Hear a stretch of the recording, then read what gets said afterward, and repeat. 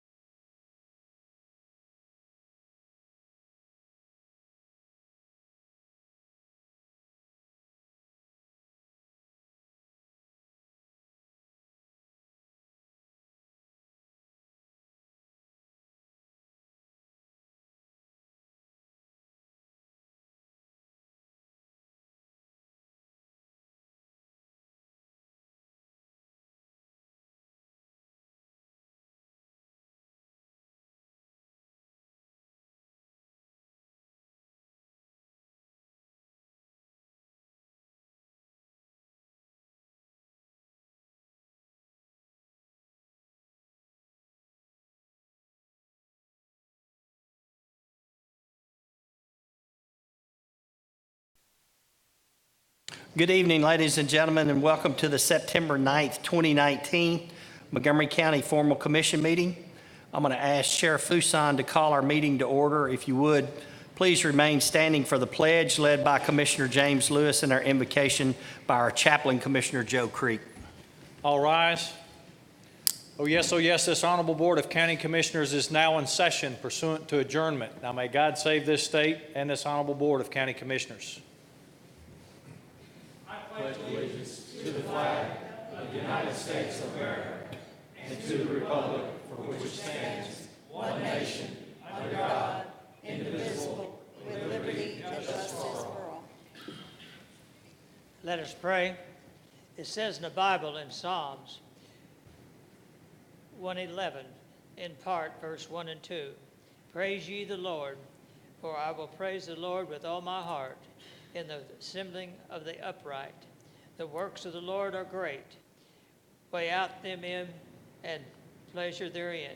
His work is honorable, and his gracious, and righteousness endureth forever. We thank you, Lord, for this body, and they're willing to serve. We pray for those that are in need, those that have lost loved ones, those who are searching for employment, those that have health issues. And we just ask that you guide and direct us as county commissioners as we go through this meeting. Let us respect one another when our views differ. Just lead, guide, and direct us. For it's in Christ's name I pray. Amen. Amen. Ms. Jackson, would you please tally the roll? You have 21 present, 0 absent. Thank you.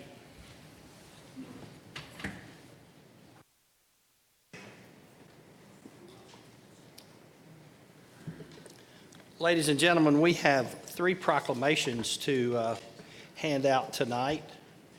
And the first one is a joint proclamation between the county mayor and the city mayor, Mayor Pitts, for the 150th anniversary of Living Hope Baptist Church. So if I could have, Derek, are you the only one here tonight?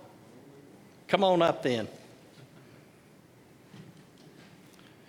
Ladies and gentlemen, this is Pastor Derek Smith, the senior pastor at Living Hope Baptist Church. And so I'd like to read this joint proclamation, 150th anniversary for Living Hope Baptist Church. Whereas on Sunday, September 15, 2019, Living Hope Baptist Church celebrates its 150th year anniversary under the current leadership of Senior Pastor Derek Smith.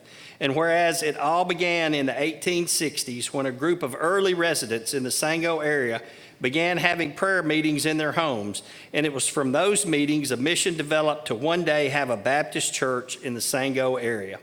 And whereas in the fall of 1869, the church at Little Hope began meeting in the schoolhouse, and later land was donated by the O'Neill family on which to build the church. Dedication of the new brick church building took place on July 30th, 1876. And whereas over the years, land was obtained to build a parsonage and eventually a larger church building was dedicated on May 5th, 1920. In 1957, a new education building was added as well. And whereas in September 1969, the church celebrated its centennial anniversary with former pastors returning for dinner on the ground and a musical program. Church membership at the time was 254 and under the leadership of Pastor Julius Bradshaw. And whereas in 1971, Mr. Hugh Powers donated land across the road for a new parsonage, and funds from the old parsonage property were used to build a new church sanctuary and parsonage. The new building was dedicated in 1975, and in 1989, the fellowship hall was completed and named in honor of Reverend Yule Ursery. And whereas in August of 2009, it was voted to change the name to Living Hope Baptist Church, and today it continues to see significant growth in worship, attendance, baptisms, and small group Bible study attendance. And whereas pastors have been many through the years at Living Hope Baptist Church, but the members and congregation have remained dedicated and faithful to serving God. Now, therefore, we, Jim Durrett, Mayor of Montgomery County, and Joe Pitts, Mayor of the City of Clarksville, do hereby urge all citizens of this community on the 15th day of September 2019 to join together and celebrate the 150th anniversary of Living Hope Baptist Church. And may you continue to serve in a manner that is pleasing to God. Derek, congratulations, man. Yes, sir. God bless you, man. You're welcome. You want to say anything? Okay. Well, we've seen a lot of growth over the years, and we're just here to serve our community any way that we can. And so feel free to please let us know any way that we can serve this county and this city, because we're here to be Christ to our neighbors, and not here for us, but for the people of this county and this city. So thank you so much. Thank you, Derek. Hey, Derek. Michelle wants to get a picture.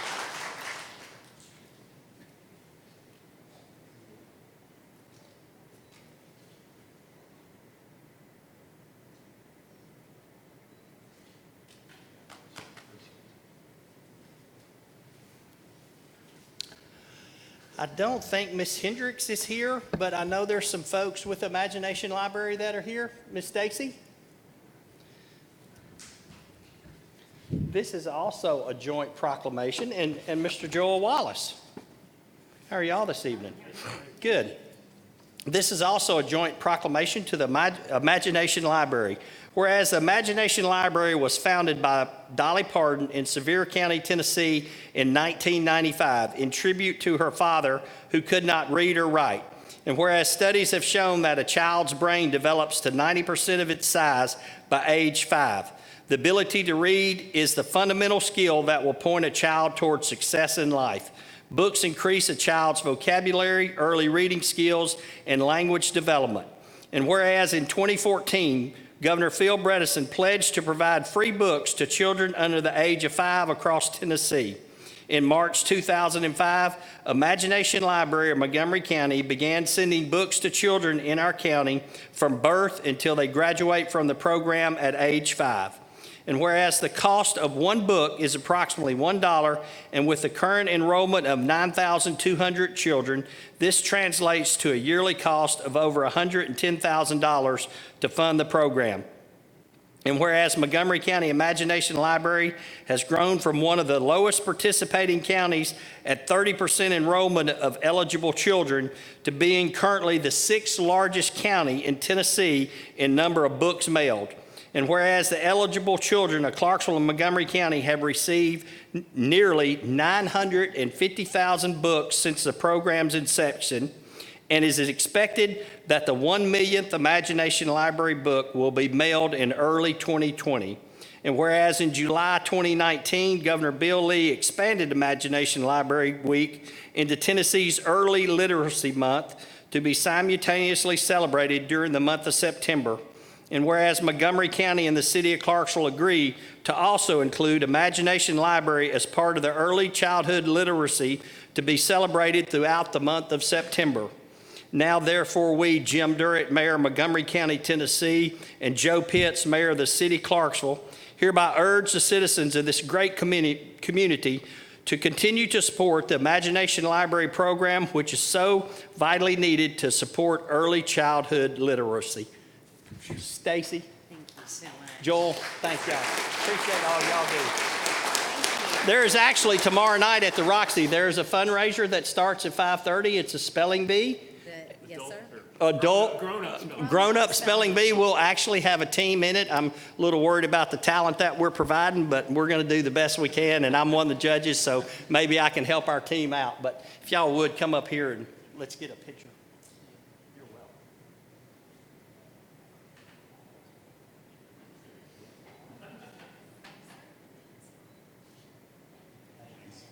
Thank y'all.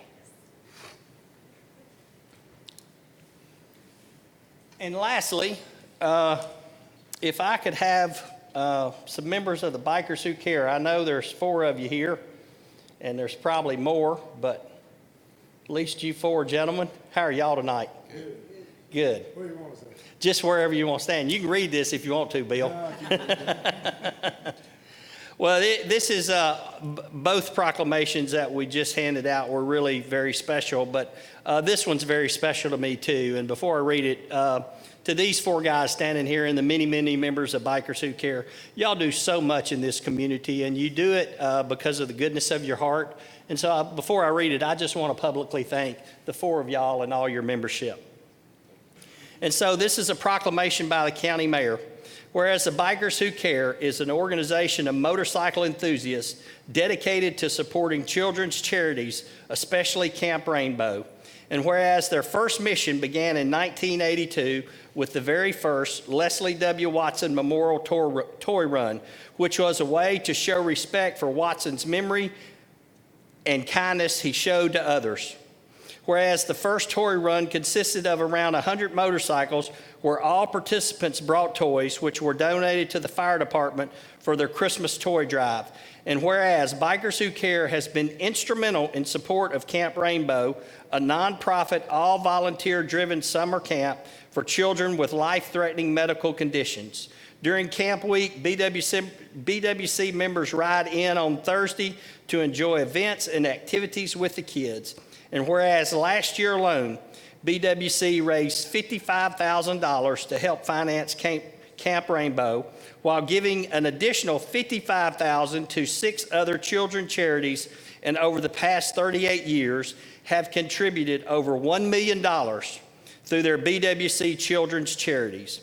And whereas because of an unfortunate tragedy in 2001, where 5 lives were lost as a result of carbon monoxide poisoning, Bikers Who Care were determined to make a difference.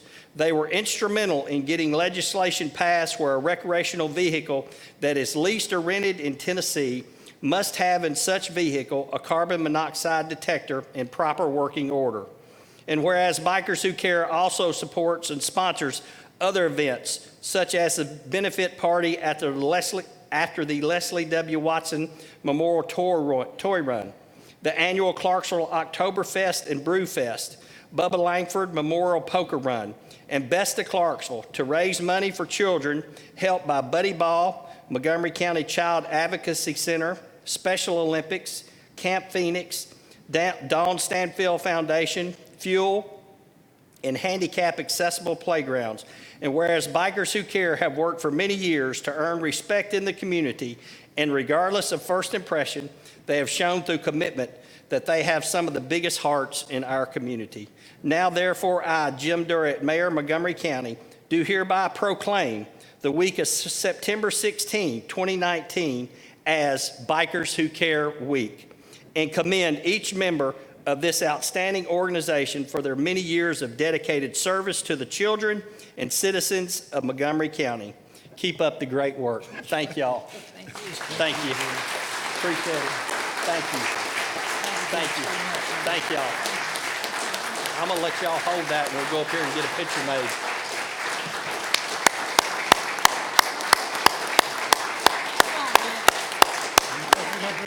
Yeah, I'm gonna get up there with y'all.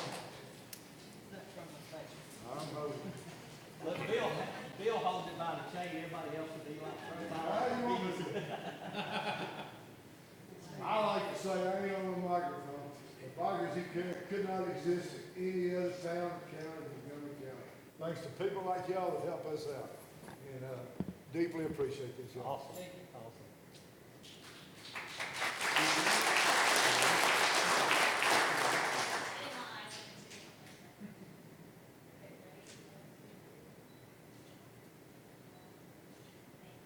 you, guys. Thanks again. Appreciate it. Appreciate it. Yes, sir. Thank you. God bless you. Billy, appreciate you. Thank you. Good night. Y'all are welcome to stay if you want to.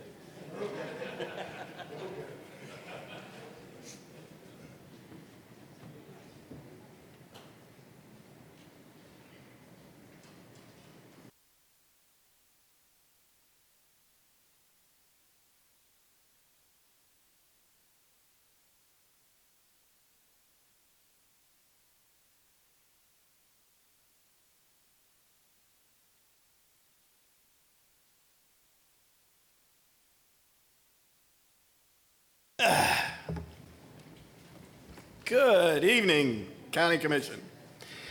As chairperson pro tempore, it is my honor to call for the election of the chairperson of the legislative body. To do so, as chairman of the nominating committee, I will read the nomination for the chairperson of the legislative body. The nominating committee met on Tuesday, September the 3rd, and nominated Mayor Jim Durrett as chairman of the legislative body, with term to expire September 2020. And as chairman of the nominating committee, I put that in the form of a motion. It's been properly seconded. Is there any discussion? Seeing none, I assume you're ready to vote. Please cast your votes. Commissioner Gannon? Yes. I'm sorry, we didn't see who you recognized as the second. Commissioner Keene seconded it. Thank you. Please cast your votes.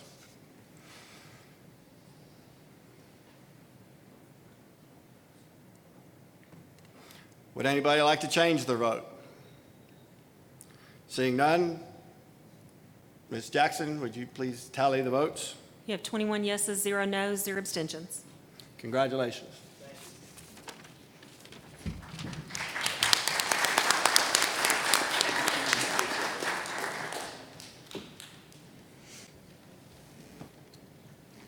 Oh, man, he checked my computer all up.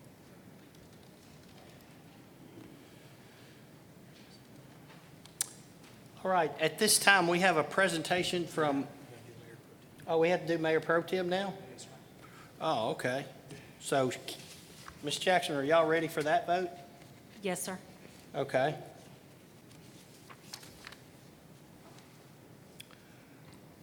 And Mr. Gannon, the floor is yours again. Thank you, Mayor. Also, in the same tone, we have to nominate our new chairperson pro tem. The nominating committee met Tuesday, September the 3rd, and we nominate Commissioner Larry Riccone as the chairperson pro tempore with the term to expire on September 2020. And I put that in the form of a motion. Second, Commissioner Ray. Any discussion? If you would, please register your vote.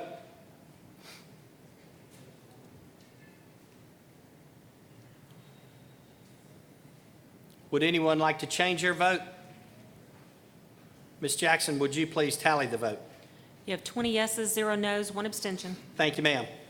All right, now on to our presentation. Mr. Tyndall from the Planning Commission and part of our Census Committee. The chairperson of that, I guess, aren't you, Jeff? Thank you.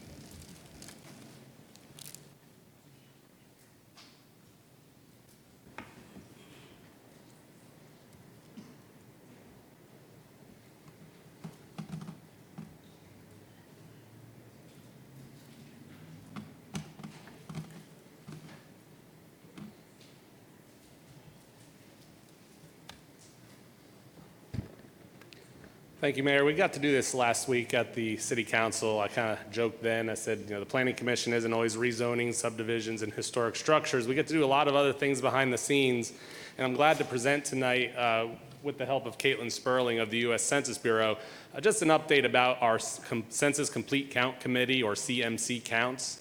I'd like to just start off by personally thanking Commissioners Rashida Leverett, Tangi Smith, and Walker Woodruff.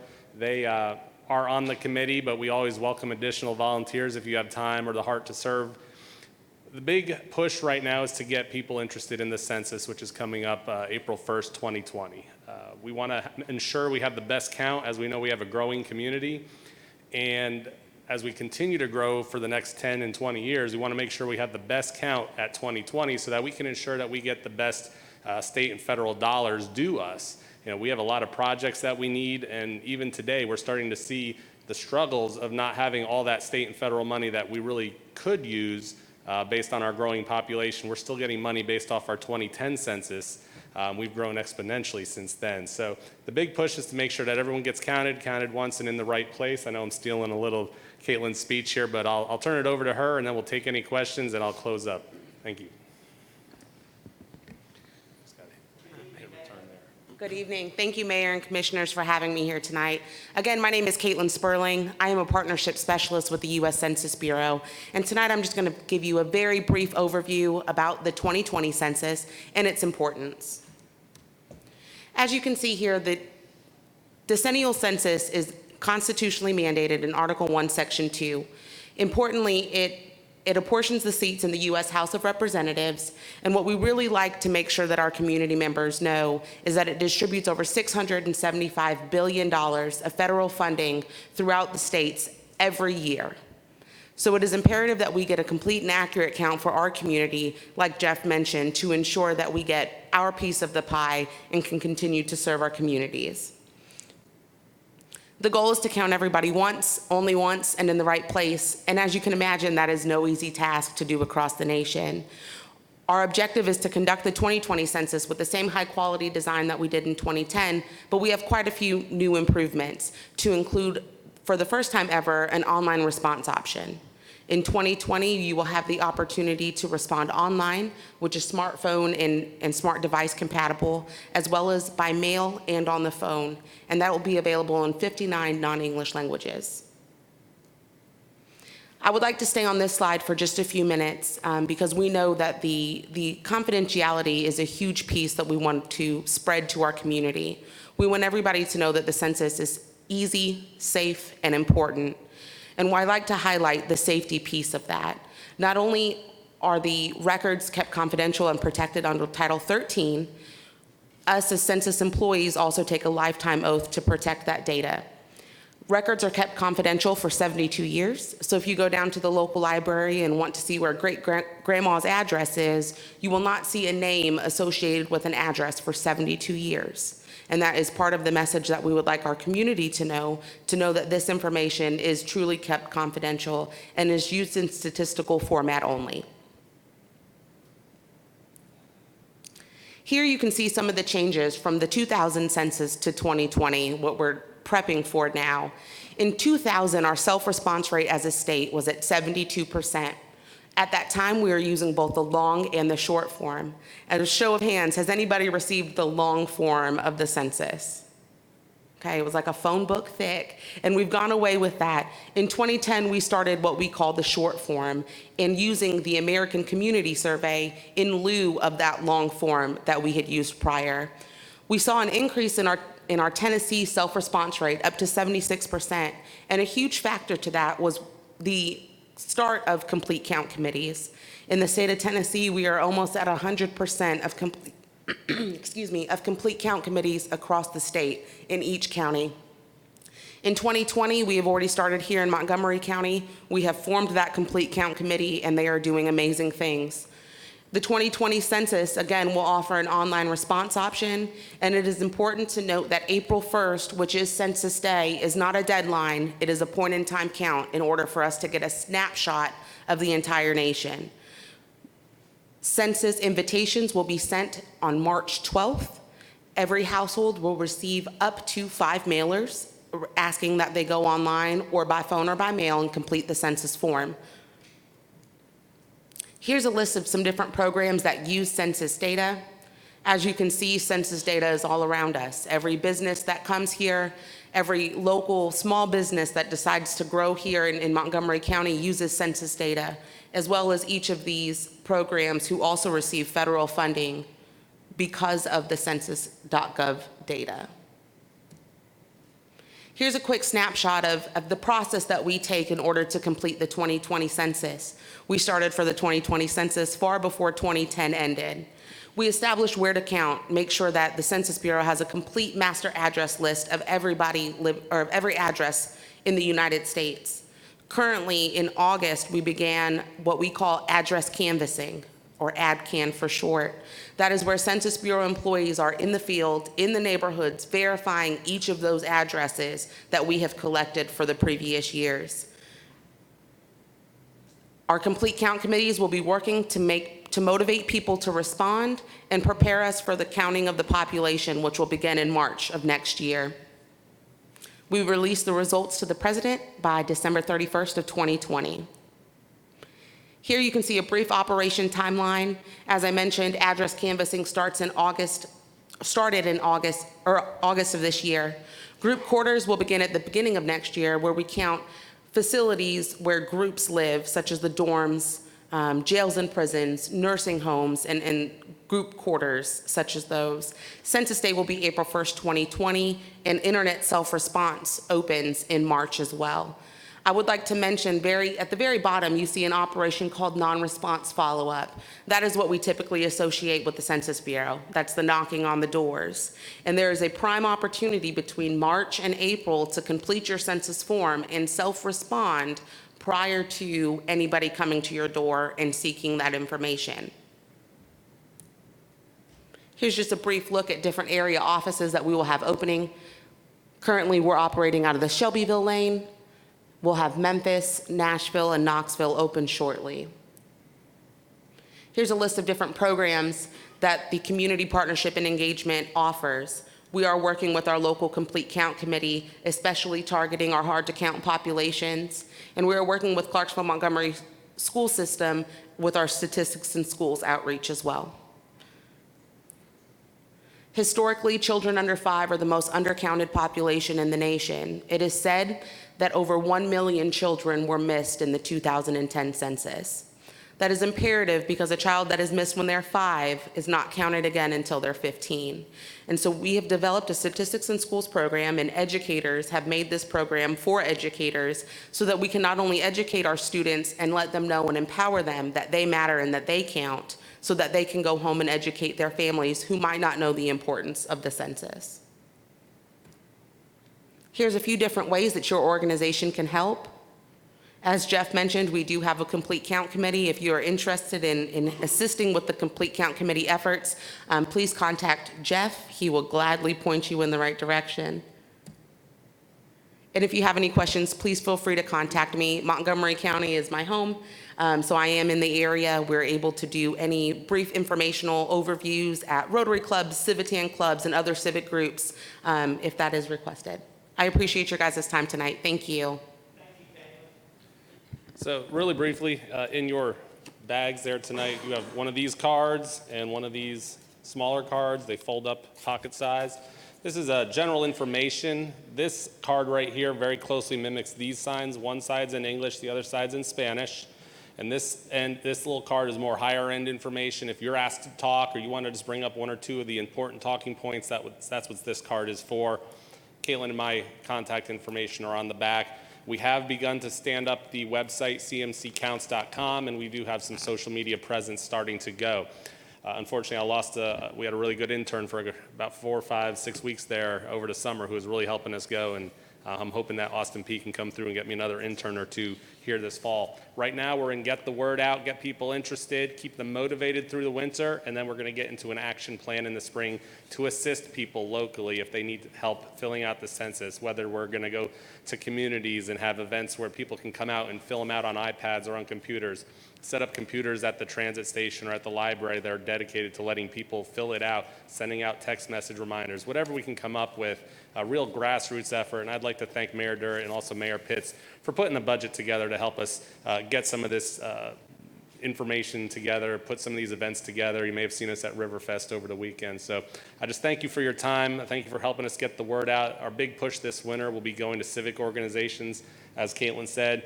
And the other big item, I think she mentioned statistics in schools. CMCSS has agreed to do that in the spring, in March timeframe, and it's going to be a week-long activity with all the grades from K to high school. And we're excited that they bought in on it. They included it in their curriculum this year, and we'll be involved with that. So with that, thank you. I'll not take up any more time, but I'll be here afterward to answer any questions or talk about this some more. Thank you, Jeff and Caitlin.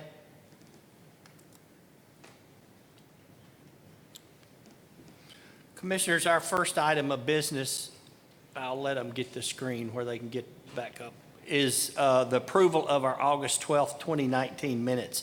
Is there a motion for approval? Commissioner Ray, is there a second? Commissioner Gannon, any discussion on the August 12th minutes? If you would, please register your vote.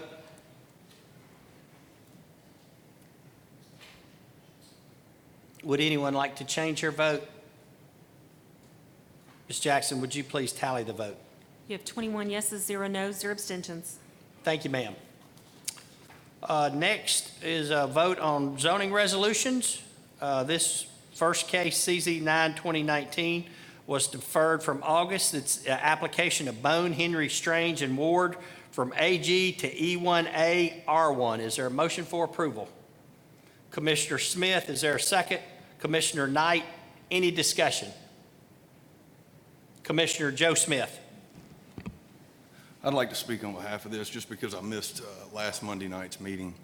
I've had several meetings, phone calls, emails, everything on this one zoning case with residents in the district. Some who are for, some who are against, some who have changed their mind back and forth. But I've also think we've done some pretty good due diligence on this one, asking the developer to come back with an intersection study. All the commissioners should have gotten that in their email. And it came back to say that the intersection would perform as needed with this subdivision. While I don't personally agree with that, if you look at the traffic in the area, I would say the study speaks for itself. With this development not being developed for 3 to 4 years per the developer, part of his statement last month, I would say that gives me time to work with our highway department, Mike Frost, and it work with the TDOT and get an intersection improvement in place by that time. And this gives us sufficient evidence to do that. So I will be in favor of this zoning, but I just ask that all my other commissioners help me when it is time to go to TDOT and Mike Frost and jump up and down on some desks to get this intersection improved. Thank you, Commissioner. Anyone else to speak in regard to CZ 9 2019? Any discussion? If you would, please register your vote.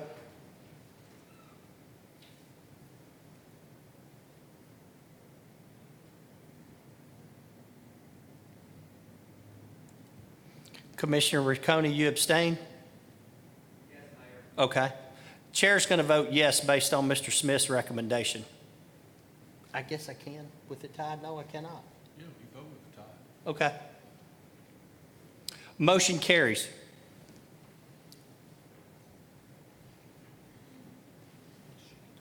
Ten tie, Yeah. you vote. I know. Ms. Jackson, would you please tally the vote? I'm sorry. That's okay. We have 11 yeses, 10 noes, 1 abstention. Thank you, ma'am. CZ 12, 2019, application of Tommy Head from AG to M2. This was also deferred from August. Is there a motion for approval? Commissioner Gannon, is there a second? Commissioner Knight, any discussion? Commissioner Joe Smith. Again, on this one, I'm the one who deferred it from last month, but I was contacted by Mr. Pruitt, who says that they no longer wish to seek this rezoning. So I don't know why it's still on here. I don't know if he contacted the mayor's office or not, but I was contacted this past week I have asking not heard. that he was not Mr. planning to Tyndall, seek it. did you hear it? No, sir. Okay. Commissioner Knight? I just want to say I heard the exact same thing that Commissioner Smith is stating, and I think we need to probably either A, defer it, or B, remove it from this particular agenda, just to confirm and make sure. We have a motion and a second. Commissioner Beal? So I didn't hear that, but there is a process in place to remove something from the agenda, and that proper process was not handled, so I think we need to vote on it. Thank you. Any other discussion on CZ 12, 2019? If you would, please register your vote.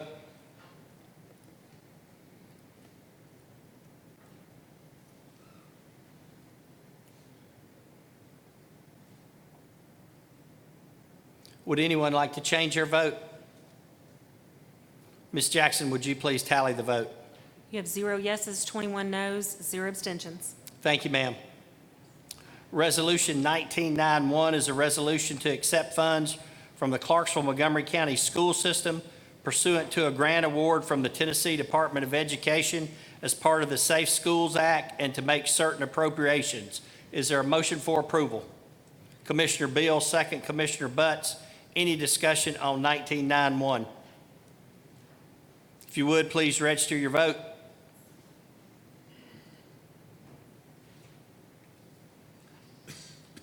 Would anyone like to change their vote? Ms. Jackson, would you please tally the vote? You have 21 yeses, 0 noes, 0 abstentions. Thank you, ma'am. Resolution 1992 is a resolution to adopt the 2020 legislative agenda as presented by the Legislative Liaison Committee. Is there a motion for approval? Commissioner Leverett, second. Commissioner Pritchard, any discussion? If you would, please register your vote. Would anyone like to change their vote? Ms. Jackson, would you please tally the vote? You have 21 yeses, 0 noes, 0 abstentions. Thank you, ma'am. Resolution 1993 is a resolution to amend the budgets of various funds for fiscal year 2020 in certain areas of revenues and expenditures. Is there a motion for approval? Commissioner Riccone, second. Commissioner Keene, any discussion? If you would, please register your vote. Would anyone like to change their vote? Ms. Jackson, would you please tally the vote? You have 21 yeses, 0 noes, 0 abstentions. Commissioners, as you'll see under new business, Resolution 1994, that was actually brought to us after the Budget Committee met. Jeff Taylor can probably explain this better than I can, but there is for this electronic monitoring fund, there's an opt-in date, and that date was September 15th. I believe it's been moved to September 26th. And so if we don't opt in, there's no financial obligation for us this year. There will be some in 2020, even though we do pay some already. Correct me if I'm wrong, Jeff. I'm going to let Jeff explain the rest of it to you. What happened was, in early 2019, the General Assembly passed, I think what was called Public Chapter 505, and it restructured the EMIF by specifying that the ignition interlock claims will be the only claims funded by the state. So if you do non-interlocking claims, then only 50% of that will be paid for the state. The remainder has to be paid for by the county. This resolution is just allowing us to opt in fiscal year '21, not fiscal year '20, so there's no additional funds needed for fiscal year '20, but it allows us to opt in the event that we so choose to do that. We had to do that by September 26, which is why we're having the resolution presented to you all tonight. I think I've looked back, according to our CTAS rep, almost all of our claims have been interlocking devices, and I think it was $7,000 in 18, and it was a little over $6,000 this year. That was fully funded by the state. So is there a motion, Commissioner Leverett, I'm going to come to you. Is there a motion to suspend the rules? Commissioner Gannon, second. Commissioner Bryant. Are y'all ready for this vote, Ms. Jackson? Yes, sir. So we will be voting to suspend the rules to hear 1994. If you would, please register your vote. Would anyone like to change their vote? Ms. Jackson, would you please tally the vote? You have 21 yeses, 0 noes, 0 abstentions. Thank you, ma'am. Now we can have a motion for approval for Resolution 1994. Commissioner Riccone, is there a second? Commissioner Pritchard, discussion. Commissioner Leverett. I'm sorry it took me a while to get to you. I understand. So my question is, are we currently participating in any type of program where we are funding monitors for indigent citizens? No, up to this point, it's all been paid entirely. I'm sorry. Up to this point, it's been paid entirely by the state. For these non-interlocking devices moving forward, the state will pay for 50% and require the county to pay for the other 50%. Okay. And do we know how much the state has been paying for Montgomery County indigent citizens so far? Well, like I said, I think in fiscal year 18, the amount was a little over $7,000, or fiscal year 18. Fiscal year 19, it was a little over $6,000. Okay. And from my understanding from our CTAS rep, most all of those were for interlocking devices. So if someone has gotten a DUI or something, they have to breathe into the machine, and if it registers anything, it will not allow them to start that car. Okay, so this is the only type of device. We're not talking about ankle monitoring or anything like that. We're just talking about. Not from my understanding. Okay, and do we? I looked at the resolution. It said memorandum of understanding. Has it already been written, or are we waiting until 2020 to get a copy? They have a memorandum of understanding template already printed up for us to use, but seeing we're not appropriating any funds for that this year, there's no need for us to sign it until we appropriate those funds in fiscal year '21. Okay, and looking at the further resolution, I'm assuming this will be an ongoing thing. So right now, if we approve this for 2020, are we just looking at it a year in advance, or are we locked into a number of years or anything? You can opt out every year. We can opt out every year. And the participation period is just 1 year at a time. Do you know do you have an estimate of what it would cost us coming next year? What will we have to budget for this? If our highest year was around 7,000 or 7,500, I would say our portion would be no more than $4,000. Okay. It's just rough estimate. Okay, and this was something we'll probably see on next year's budget? Yes, ma'am. Okay, that's all the questions. There was actually a news article about it. Was it Channel 5? Channel 5 News Friday night. Channel 5 News Friday night, where the monitoring company actually turned them off because they didn't have an agreement with Davidson County. And so really this is just opting into the agreement, and then next fiscal year will be when there will be a monetary charge for us. Ankle monitors, you're right. Yeah, that was the ankle monitor. I think that's when the a little bit different, inmate, I'm sorry. they lost that inmate. Okay, anyway, I'm done. Any other discussion on 1994? Commissioner Leverett, okay, it came back on. All right, we have a motion for approval of 1994. It's been duly seconded. If you would, please register your vote.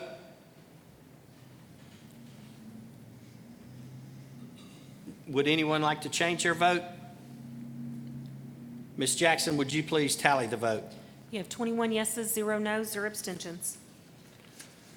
Commissioners, I know of no unfinished business, so we'll move into our reports and the county clerk's report. Ms. Jackson? Comes Kelly A. Jackson, County Clerk, Montgomery County, Tennessee, and presents the county clerk's report for the month of August 2019. I hereby request that persons named on the list of new applicants to the office of notary public be elected. The oaths of the deputy county officials are approved as taken.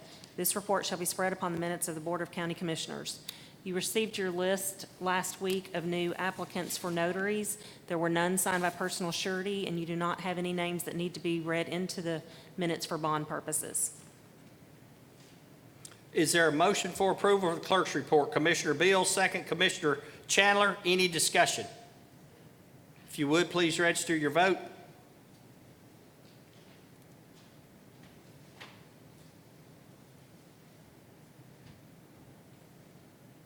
Would anyone like to change their vote? Ms. Jackson, would you please tally the vote? You have 21 yeses, 0 nos, 0 abstentions. Thank you, ma'am. Commissioner Gannon, nominating committee. Thank you, Mayor.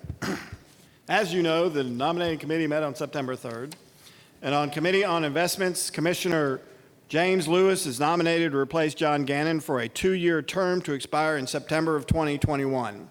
Commissioner Jason Knight has been filling an unexpired term of Joe Wayant and is eligible to serve a 2-year term to expire September of 2021. And I put that in the form of a motion. Is there a second? Commissioner Ray, any discussion on the nominating committee nominations? If you would, please register your vote.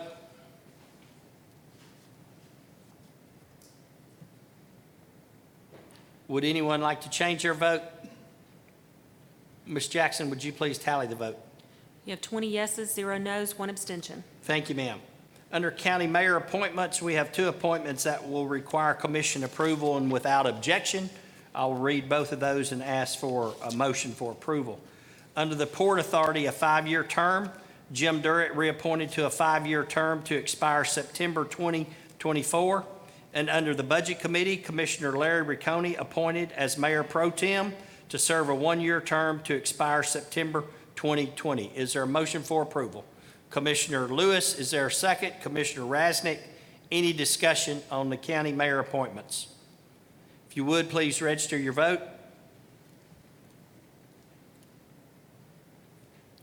Would anyone like to change their vote? Ms. Jackson, would you please tally the vote? You have 20 yeses, 0 nos, 1 abstention. Thank you, ma'am. And as a matter of record, under county mayor appointments does not require commission approval. Commissioner Joe Creek is appointed to serve a 1-year term to expire September 2020 as the chaplain of the legislative body. Commissioners, under our announcements, you'll see the reminder for our 2020 legislative agenda reception that will be held on Tuesday, September 24th at 5:30 p.m. at the Civic Hall. Please mark your calendar and make plans to attend. And as we announced earlier, tomorrow night at 5:30 at the Roxy Regional Theater, there will be a grown-up spelling bee, and Montgomery County will have a team in that at 5, I'm sorry, as opposed to 5:30. It starts at 5. And lastly, today is Miss Tiffany's birthday, sitting over there beside Miss Kelly. So, Miss Tiffany, we want to wish you a happy birthday. And with that, I'll call on our sheriff to adjourn the meeting. All rise. Oh, yes, this honorable Board of County Commissioners now stands adjourned. Now may God save this state and this honorable Board of County Commissioners.